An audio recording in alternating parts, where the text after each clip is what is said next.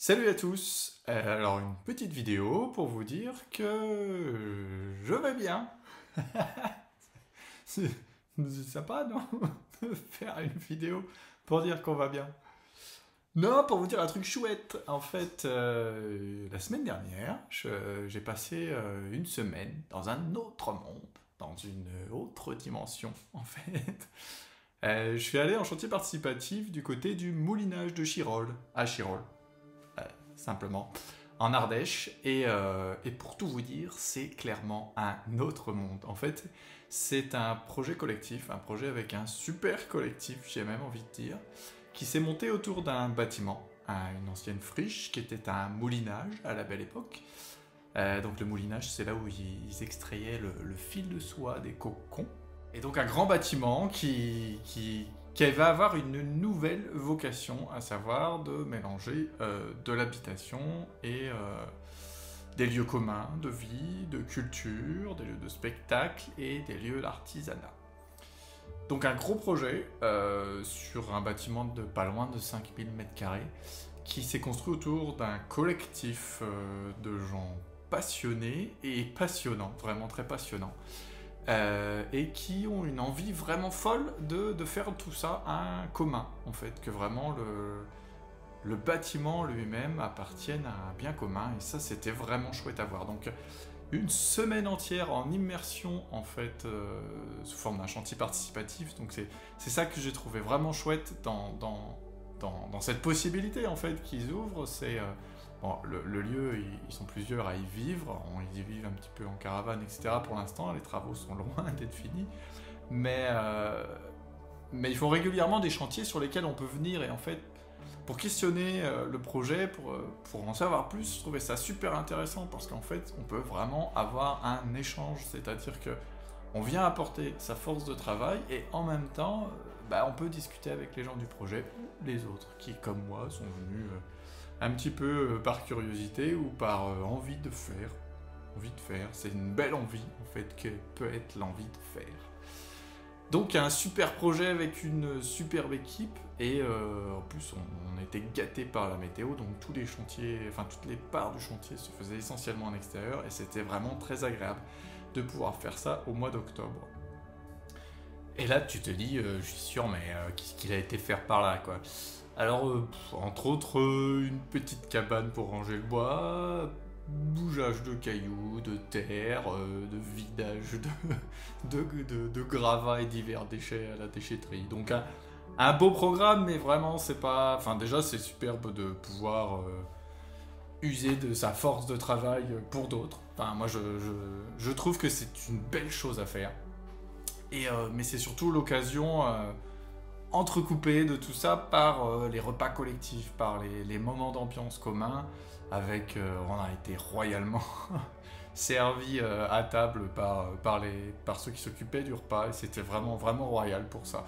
Donc, enfin, voilà, vous allez me dire pourquoi il est en train de nous parler de ça, qu'est-ce que ça peut nous faire. Alors ça va venir, c'est l'enchaînement avec la suite, mais déjà je voulais vraiment vous informer de ce projet parce que je trouve que c'est vraiment un beau projet qui a des belles ambitions, une belle utopie qui se transforme petit à petit en une belle réalité aussi, et c'est vraiment ça que j'avais envie de vous partager. Alors du coup je vous mets le lien vers leur site web dans la description, donc c'est le Moulinage de Chirol, et je vous invite vraiment à aller jeter un coup d'œil à leur projet. Il y a beaucoup de travail qui a été fourni pour monter la structure, pour faire quelque chose, pour que le projet devienne ce qu'il est aujourd'hui et ce qui sera demain.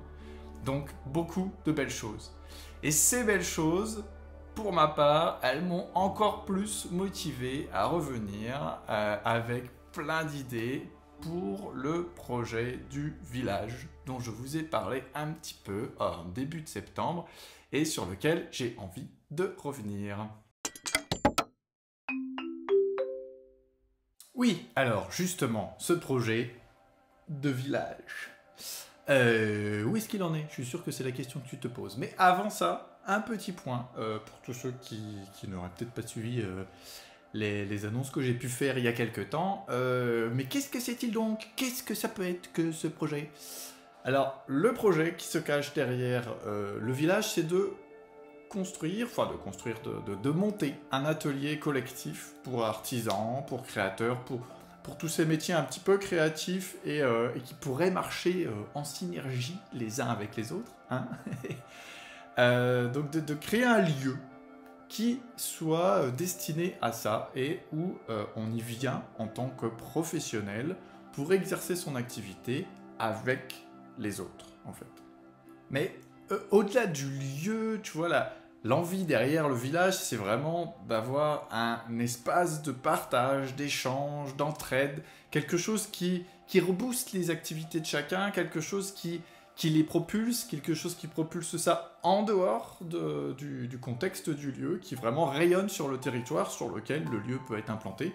Alors, avec ça, moi je pense qu'on n'a même pas la prétention d'inventer quoi que ce soit, c'est quelque chose qui existe un peu partout, c'est quelque chose qui vraiment se développe de plus en plus dans la notion un petit peu de tiers-lieu, est-ce que c'en est un, est-ce que c'en est pas un, ça je veux même pas poser la question, mais c'est tout cet écosystème de revenir à faire ensemble en fait.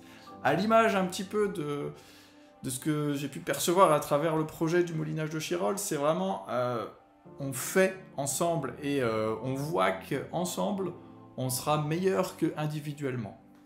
Ce qui ne veut pas dire que dans ce genre de projet, la volonté est de faire disparaître l'individu. L'individu ne disparaît pas. Dans un projet comme celui du village, la notion est vraiment que l'individu entrepreneur, il existe, mais il existe au milieu des autres. Et en fait, c'est l'ensemble qui rend le tout plus intéressant, plus valorisant pour chacun, plus valorisant pour l'activité artisanale, plus valorisant pour ce qui est fait localement sur le lieu et sur le territoire sur lequel c'est fait. Et puis c'est surtout toutes ces petites synergies qui peuvent se faire avec l'extérieur du lieu, avec l'intérieur du lieu, entre les résidents du lieu, qui peuvent vraiment faire décupler les capacités en fait de chacun et du coup celle du projet. Mais un beau projet comme ça, vous en doutez, ça va rencontrer un ensemble, ça va devoir même surmonter un ensemble d'obstacles. Le premier étant, les deux premiers si je puis dire, étant déjà de créer une communauté d'intéressés, de résidents potentiels, de créer une forme de collectif. Et le deuxième, c'est de trouver un lieu, forcément. Il est beau de concevoir cette logique sans lieu physique. C'est un petit peu à cette image que j'avais aimé construire le projet L'Air du Bois, pour s'abstenir d'avoir du lieu physique tout en ayant ce côté très collectif. Mais sur le long terme, j'en ai perçu aussi les limites, les grandes limites, qui est que vraiment, on ne fait pas la même chose comme interaction entre des gens distants et des gens vraiment physiquement proches les uns des autres. Ce qui fait que la volonté, pour moi, elle est vraiment forte de se dire qu'il faut passer ce pas, il faut traverser cet écran, il faut passer à travers, il faut que il n'y ait plus d'écran en fait, on se parle en face à face, on échange en face à face, on travaille ensemble en face à face. Et c'est là que rentre une histoire de gros sous, une histoire de faut s'entendre au jour le jour, de plein de choses comme ça. Beaucoup de méthodes, d'outils, de choses sont en place et existent pour faire ça. Mais après, tout ça, c'est dans un contexte. À savoir que, principalement, trouver un lieu va dépendre du contexte, en fait. D'une région à une autre, ça va pas forcément se passer de la même façon par rapport aux enjeux politiques, aux enjeux économiques. Là, le projet Le Village, aujourd'hui, il a pour ambition de s'implanter sur l'agglomération de Vienne-Condrieu, donc qui est une agglomération autour de la ville de Vienne et de Condrieu.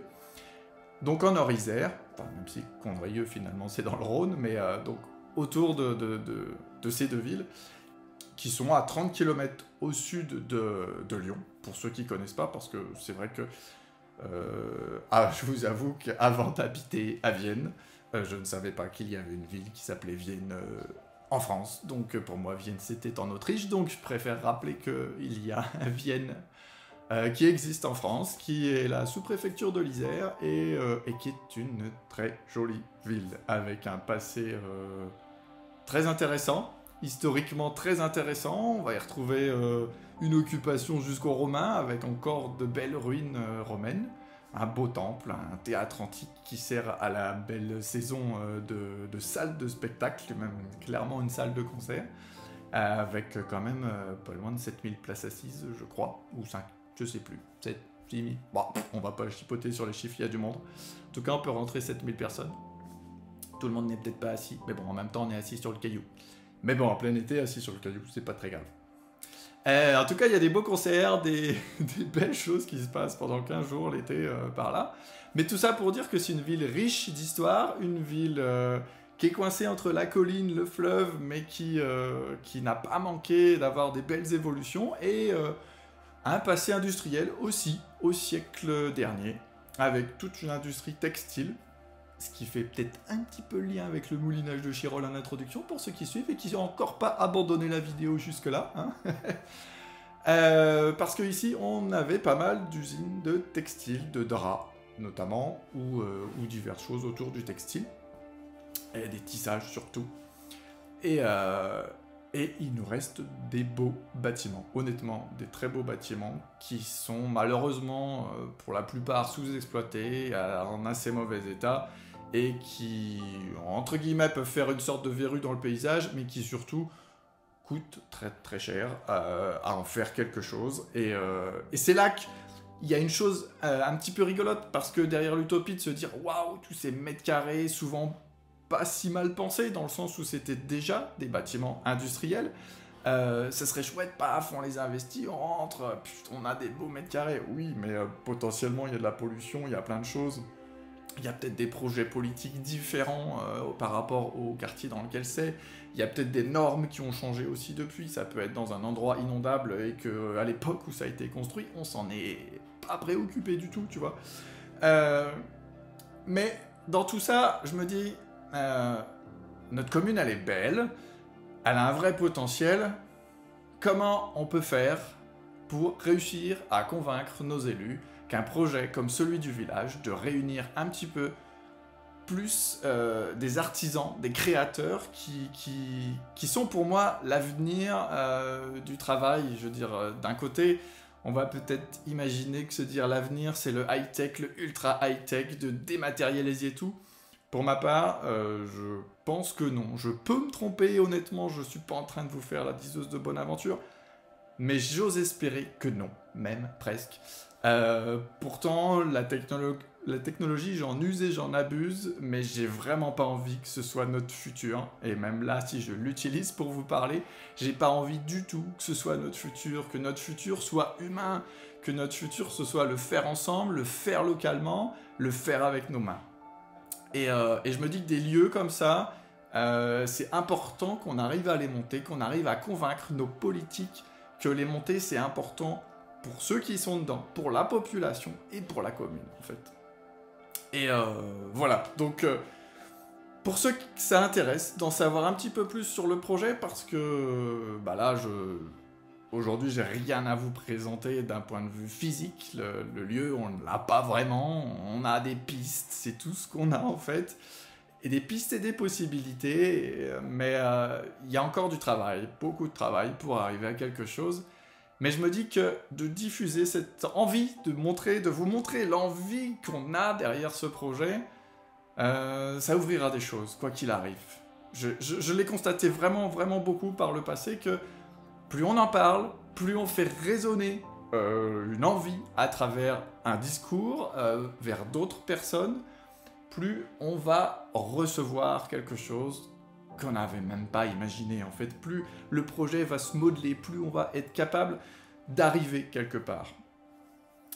Donc voilà, donc je le redis, comme je l'avais peut-être dit déjà en septembre, je vous mets un petit peu le lien vers le site qui explore un petit peu plus profond le quoi qu'est-ce de ce projet en description. N'hésitez pas à aller voir. Et là, je suis sûr que tu te dis, mais putain, le con, il vient de me faire une vidéo d'une demi-heure et il m'a toujours pas expliqué en quoi consistait le projet du village. Alors, c'est pas tout à fait faux, j'ai pas été clair, mais comment te dire? En vrai, le projet du village, c'est vraiment de réunir en un même endroit des activités assez diverses pour justement chercher la complémentarité. Donc ce n'est pas avoir un paquet de 15 menuisiers, 15 ébénistes, non, c'est vraiment d'aller chercher des activités artisanales ou de design ou des métiers connexes comme ça, divers, avec potentiellement des besoins aussi qui pourraient être divers, mais en tout cas d'aller viser vraiment vers les métiers qui ont eu essentiellement une présence en atelier. Donc voilà, de l'artisanat où on va être plus sur chantier, etc. Bon, ce sera moins intéressant en fait pour le lieu, pour le projet ou pour l'artisan lui-même, hein, de toute façon. L'idée c'est vraiment d'être le plus souvent en connexion en fait avec les autres. Donc pour arriver à ça, on part d'un constat qui est essentiellement de se dire aujourd'hui le mètre carré, quoi qu'il arrive, à peu près dans toutes les régions, je pense pas me tromper, pour avoir quelque chose de propre ça coûte cher. Comment on peut optimiser ça si chacun fait sa tambouille dans son coin, dans un placard, dans un lieu commun? Eh bien, il y a beaucoup de choses qui sont optimisables. Pas forcément que la machinerie, tu vois.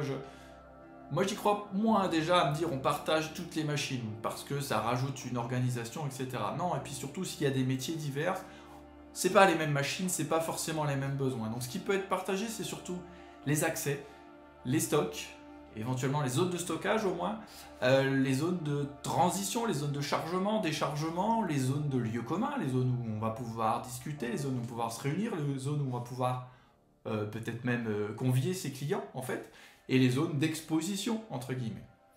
Mais tout ça du coup ça va nous faire pas mal de surface qu'on n'aurait peut-être pas eu l'envie d'avoir si on n'était pas tout seul, ou pas les moyens d'avoir, même si là voilà, on est peut-être sur quelque chose qui continue de coûter cher à l'artisan. Comment on peut trouver solution en fait à ça? Moi je crois en une chose, c'est qu'en fait le lieu il est pas là pour s'enrichir. C'est presque un lieu à but non lucratif, c'est-à-dire le vrai intérêt d'un projet comme le village, c'est d'enrichir humainement les résidents et tout le contexte, et puis de faire vivre le modèle économique de chacun. Mais tout ça, ça repose sur un besoin d'amener à chacun les solutions pour financer son espace. Comment ça peut être? On peut retrouver tout simplement aussi un cadre agréable qui permet déjà de mieux recevoir ses clients quand ils viennent passer à l'atelier pour voir une matière, pour discuter d'un projet, etc. Au lieu de les recevoir dans le fond d'un garage tout sombre, et potentiellement on les recevra dans un endroit plus grand, plus lumineux, plus spacieux, plus alléchant en fait, plus vendeur l'un dans l'autre, et dans un contexte où les autres seront là aussi pour y montrer une activité, donc quelque chose qui peut aussi faire rebondir les clients d'un artisan à l'autre. Donc potentiellement, chacun est apporteur d'affaires presque pour les autres. On peut être aussi dans un contexte où justement on a adapté le lieu pour permettre l'accueil de mini-stages de découverte, de stages un peu plus grands, ou de stagiaires tout simplement, ou d'apprentis. Toujours dans cette logique de pouvoir transmettre, de pouvoir aider l'activité à se développer, à avancer, mais aussi d'avoir des solutions en fait pour que ce soit possible dans un contexte où ça marche, où c'est sécuritaire, où c'est possible d'un point de vue assurance, d'un point de vue plein de choses. T'es pas chez toi en train d'accueillir des gens en les laissant traverser la moitié de ta maison en fait. Voilà, c'est vraiment différent. Tu les accueilles sur un lieu de travail. Donc clairement, ce projet vise quand même essentiellement aujourd'hui l'entrepreneur artisanal qui est indépendant, qui est plutôt à son compte tout seul, qui soit dans une coopérative d'activité ou pas, mais dans tous les cas qui n'est pas avec 12 salariés, si vous voyez ce que je veux dire. Mais voilà, en lui apportant des solutions financières. Et si on veut aller plus loin, comment aussi aller plus loin dans les possibilités d'un tel lieu, c'est aussi de se dire on en fait un lieu de passage, on en fait un lieu de visibilité, on en fait un lieu vitrine, c'est-à-dire que c'est pas pour dire c'est un zoo et les artisans deviennent les animaux du zoo, mais au lieu d'exposer juste ses créations dans une vitrine, dans une boutique, etc., quelque chose qui coûte hors de prix, aujourd'hui une boutique te prend un fric monstre, si tu fous une de tes créations en boutique, parce que la surface que peut prendre ta création lui coûte cher.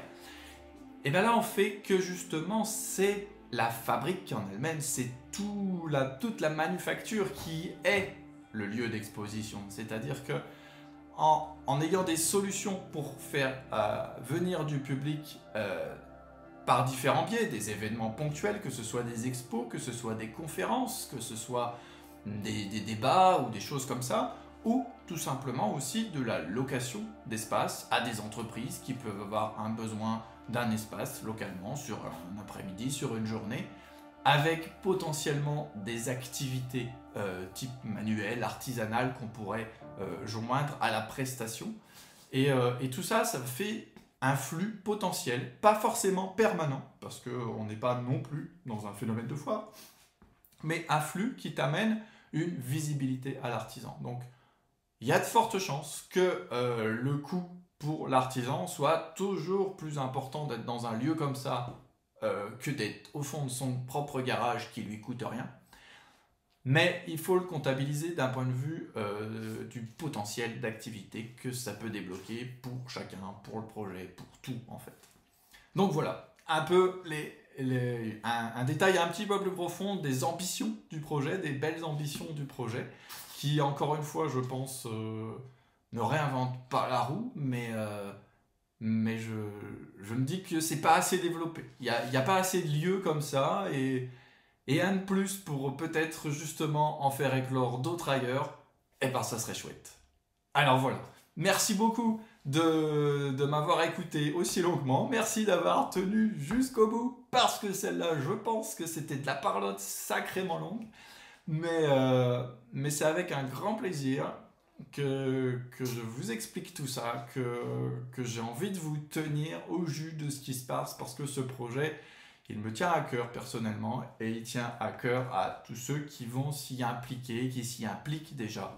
Et c'est une chouette aventure. Et merci à vous de la partager avec nous. Allez, bisous.